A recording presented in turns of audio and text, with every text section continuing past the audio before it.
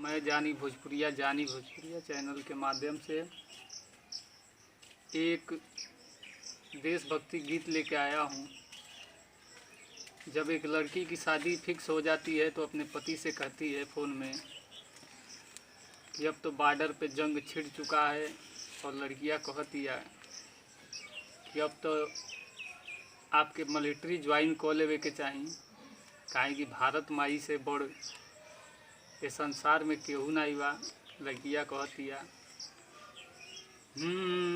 देश हमारे सोने के चिड़ैया, देश हमारे सोने के चिड़ैया, तू बनी जा पिया जाके सिपहिया।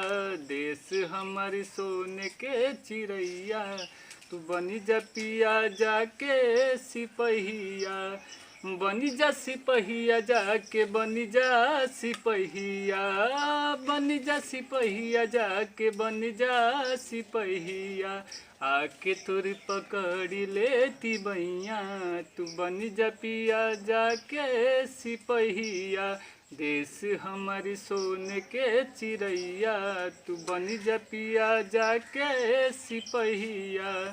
देशवा के शान ये बलमुआ बचैहा, बलम बचैहा, ये बलमुआ बचैहा। भारत माई के कर्जा चुकैहा, कर्जा चुकैहा हो, कर्जा चुकैहा।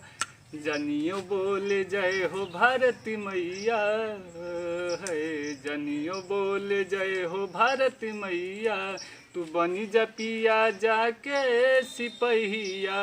देश हमारी सोने के चिड़ैया, तू बनी जा पिया जाके सिपहिया। देश हमारी सोने के चिड़ैया, तू बनी जा पिया जाके सिपहिया।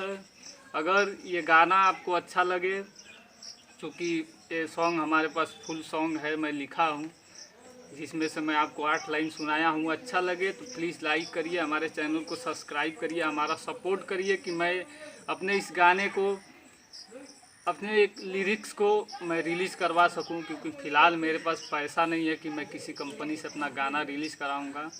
तो फ़िलहाल और एक से एक गाना है हमारे पास, तो आप सुनते रहिए जानी भोजपुरिया चैनल के माध्यम से हमारा सॉन्ग। नमस्ते, प्रणाम।